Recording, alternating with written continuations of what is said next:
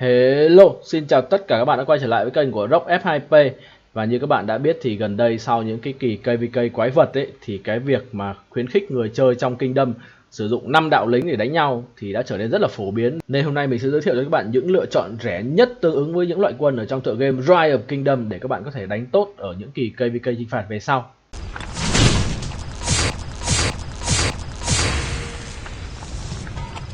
Đầu tiên thì mình muốn nói với các bạn đó là hiện tại ở KVK chinh phạt, việc các bạn mà chơi thuần một loại quân ấy nó không thật sự là tối ưu nữa. Tại vì sao? Bởi vì ở KVK chinh phạt các bạn sẽ xuất hiện một cái tính năng mới, đó là tính năng công nghệ pha lê.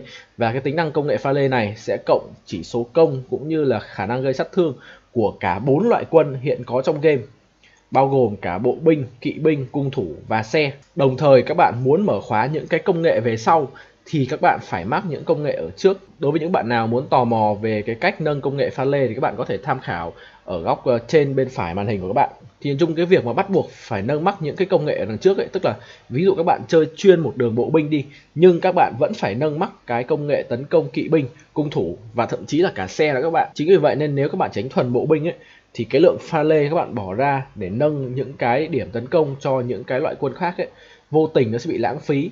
Thay vào đó thì các bạn nên kẹp khoảng 2 loại quân vào và có thể là 3 loại quân, nhưng mình nghĩ rằng 3 loại quân đi chung với nhau thì rất là khó, bởi vì các bạn sẽ bị dàn trải cái số lượng tượng của bạn ra, cũng như là số lượng tướng cần sẽ rất là nhiều, cũng như là các bạn sẽ khó kết hợp tướng hơn. Thay vào đó thì mình nghĩ rằng những người chơi mà nạp ít hoặc không nạp tiền ấy, các bạn nên tập trung vào cái việc đó là chơi thuần 2 đường thôi, có thể là bộ kỵ hoặc là bộ cung hoặc là cung kỵ. Tránh lan man đi 3 đường nó sẽ ảnh hưởng rất là nhiều. Ví dụ như mà khi các bạn đánh open field ấy, sẽ có đạo chạy nhanh, đạo chạy chậm, thì nó sẽ gây ra một cái khi mà các bạn đánh ở open field nó sẽ không được trơn tru. Một cái điều nữa mà cũng khiến cho hiện tại nếu các bạn chơi nhiều loại quân ấy nó sẽ có lợi hơn, đó chính là cái hệ thống trang bị.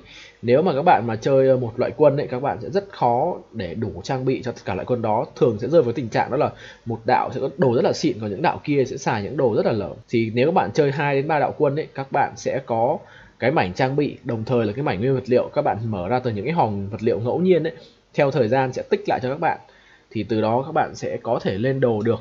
Tức là ví dụ hiện tại các bạn đang chơi chuyên bộ đi, các bạn lên một đạo chuyên cung, lên một set đồ tím khá là dễ, bởi vì trong quá trình các bạn chơi game ấy thì cái mảnh trang bị và cái mảnh vật liệu ấy, nó đã tích lại cho các bạn khá là nhiều rồi. Chuẩn bị cho KVK chinh phạt ấy thì các bạn phải chơi qua 3 kỳ KVK 1, 2, 3 trước thì các bạn mới qua được KVK chinh phạt. Và hiện tại trong game thì 3 kỳ KVK đầu tiên mình thấy là thời gian đã được rút ngắn đi khá là nhiều. Chính vì vậy nên các bạn cần phải lựa chọn những vị tướng để các bạn có thể đánh được ở K1, K2, K3 trước. Và khi qua KVK chinh phạt các bạn vẫn sử dụng được những vị tướng đó. Như vậy thì ở đây mình sẽ đề cập đến 3 vị tướng mà các bạn có thể sử dụng từ K1 đến K3 và từ K4 trở đi các bạn vẫn có thể mix được. Thứ nhất đó là đối với cung thủ, đó là vị tướng quốc dân Di. Cái này thì không có gì nhiều để nói, đã nói rất nhiều rồi. Đó là Di hiện tại vẫn rất là mạnh, với một kỹ năng độc nhất vô nhị gây sát thương vòng tròn, bộ kỹ năng thuần về đam đỏ rất phù hợp với meta hiện tại. Và đồng thời là Di là một vị tướng cung, các bạn có thể mở ra rất là nhiều lối chơi cho Di về sau. Tiếp theo chúng ta có Alex. Alex là một vị tướng bộ binh cũng tương tự như Di thôi, nhưng mà Alex các bạn sẽ lấy được sau Di khá là lâu, vì vậy nên các bạn có thể mắc Di sau các bạn mắc thêm Alex nữa. Thì Alex là một tướng bộ binh cũng có thể kết hợp với gần như toàn bộ các tướng bộ binh hiện đang có trong game, với bộ skill vừa gây sát thương và cũng debuff rất là mạnh, cũng như là cộng chỉ số cho bộ binh, rất thích hợp để các người chơi nạp ít tiền các bạn đánh open field. Và lựa chọn thứ ba đó là Saladin cho những bạn mà thích kỵ binh.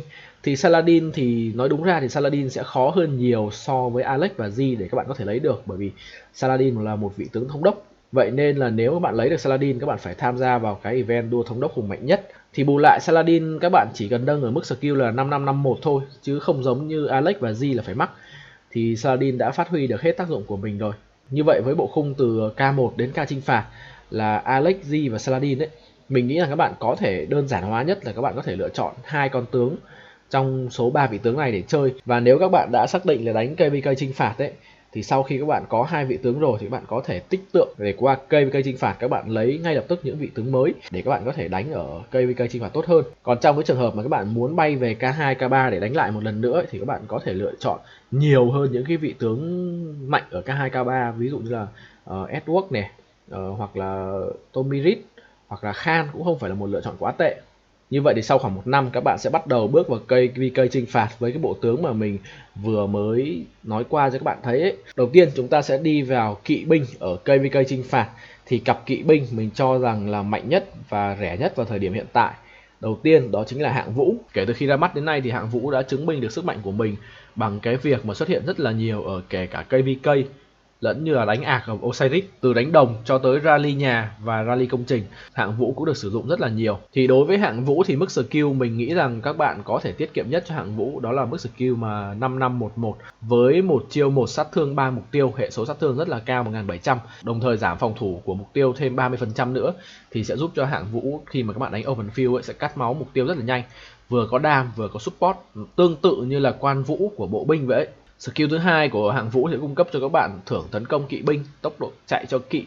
Đồng thời thì mà khi bị tấn công ấy, thì các bạn sẽ tăng thêm tốc độ chạy. Thêm nữa thì các bạn sẽ cơ động hơn và đỡ bị spam hơn. Còn đối với skill 3 là skill rally thì mình nghĩ là các bạn có thể bỏ qua được. Và cuối cùng là skill 4, thì đối với skill 4 này mình đánh giá là ở cấp 1 ấy, thì nó cũng không phải là quá tệ so với việc là các bạn lên max skill này. Và chuyên môn của Hạng Vũ thì cũng chỉ tăng Hạng Vũ thêm 10% sát thương kỹ năng thôi khi mà được búp nộ. Nên là mình nghĩ rằng Hạng Vũ thì các bạn có thể đánh là 5511. Và quân bài mà đi với Hạng Vũ tốt nhất mình nghĩ chính là William.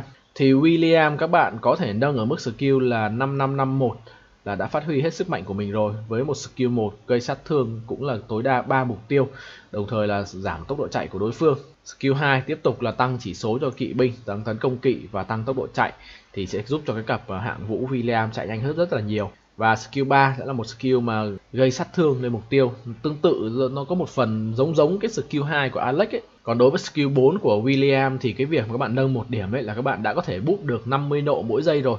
Thì điều này rất là ok, các bạn không chỉ boost cho bản thân của các bạn mà các bạn còn boost cho đồng đội nữa.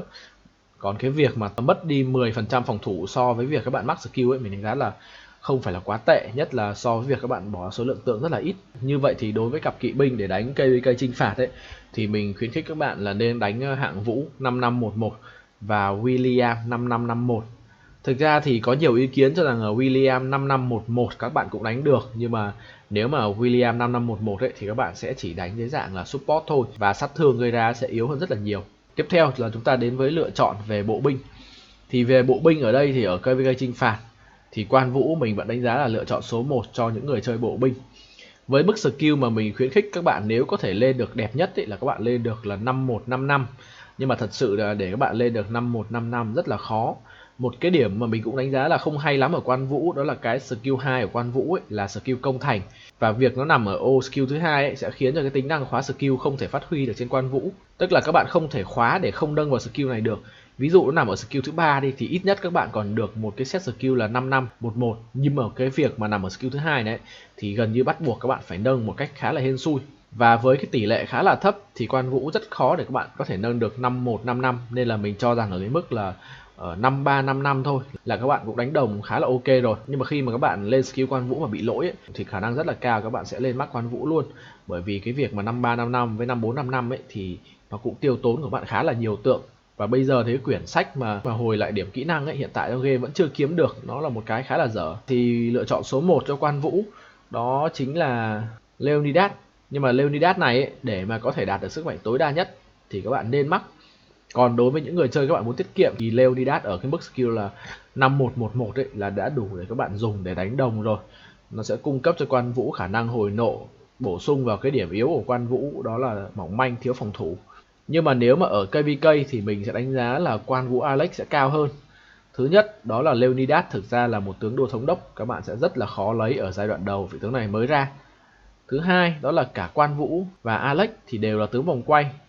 Các bạn có thể lấy Alex sớm thì khi qua KVK chinh phạt ấy, các bạn chỉ cần lấy thêm Quan Vũ thôi. Và nếu các bạn đủ may mắn ấy, các bạn có thể nâng Quan Vũ là 5155 và kẹp với Alex sẽ thành một cặp đôi mà mình thấy là đánh open field rất là ngon ở KVK chinh phạt.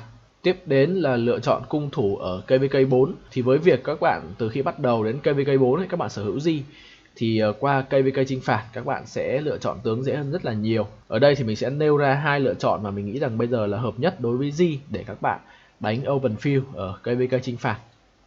Lựa chọn đầu tiên đó chính là Nebu, cái skill 1 gây sát thương 5 mục tiêu và sát thương khá là cao 1500.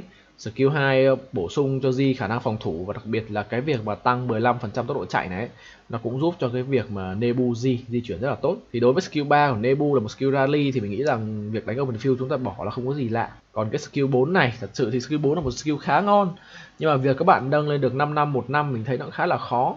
Nên là mình nghĩ rằng ở mức 5511 thì các bạn đã dùng được rồi. Như vậy thì các bạn có thể là lên Nebu để đánh với Di, một lựa chọn khá tốt và rẻ, đặc biệt là các bạn thường sẽ mắc Di từ trước rồi. Và một lựa chọn thứ hai nữa mà hiện tại mình nghĩ rằng đang là một cái meta trong game và có lẽ trong thời gian sắp tới thôi sẽ được sử dụng rất là nhiều, đó chính là Artemisia. Artemisia thì gần đây Artemisia đã được hoàn trả lại tượng rồi và có rất nhiều người đã bắt đầu nâng skill Artemisia lại.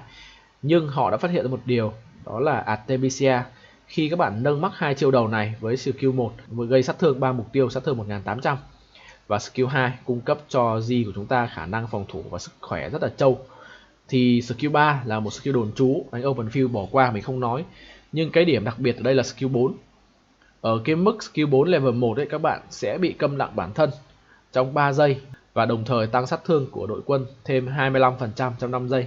Và người ta bắt đầu phát hiện ra là nếu các bạn không cộng cái skill 4 này luôn, tức là các bạn sẽ để Artemisia của bạn ở cái mức skill là 5500 thì Artemisia sẽ gây sát thương tốt hơn cho các bạn. Đây là một điều rất là bất ngờ, bởi vì trước đây rất là nhiều người khuyên là lên Artemisia 5511 là đủ. Thì với việc mà các bạn chỉ lên 2 chiêu đầu ấy thì Artemisia các bạn sẽ bắt buộc phải làm tướng phụ cho Di rồi. Như vậy là Di sẽ đi chính và Art đi phụ, các bạn sẽ có một cặp đôi AoE cũng không phải là yếu, rất là mạnh. Đặc biệt là cái khả năng trâu bò của Artemisia từ skill thứ hai nữa. Cuối cùng là chúng ta đến với lựa chọn vị tướng lãnh đạo cho KVK chinh phạt.